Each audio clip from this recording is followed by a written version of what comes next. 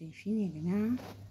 كوكي وابنها اخدوا سرير داليا عشان داليا مش هنا، داليا في المدرسة، عشان داليا وهي موجودة ما بتخليش حد يقعد على سريرها من القطط، عشان كده هم عرفوا ان داليا مشيت راحت المدرسة وقعدت على السرير بتاعها كده واخدة راحتها خالص. قالت اما اعمل حملة تنظيف قبل داليا ما تيجي. ماشي. وامبارح برضو انا بتسطر عليهم كتير على فكرة. امبارح برضو هي وابنها شحيبر دخلوا الضرفة بتاعت داليا بتاعت كتب، دولاب الكتب بتاعها، ونزلوا حاجات كتير والآلة وأدوات، بس أنا ما قلتلهاش عشان لما بقولها بتمسكهم بتجري وراهم وبتضربهم.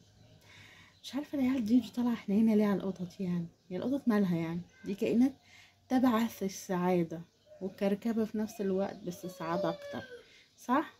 السعادة أكتر ولا مش أكتر؟ اللي معايا يقولي في الكومنتات القطط تبعث السعادة ولا لأ؟ ها؟ ايه يعني؟ ايه يعني تبعث شوية كركبة؟ قالوا ليه نايمة في حالها، هي ما بتعملش حاجة. احنا كده نحب اما اروح اعمل الاكل عشان قعدتي معاهم كده ولا تودي ولا هتجيب. يا صح يا كوكتي، يلا سلام يا روحي.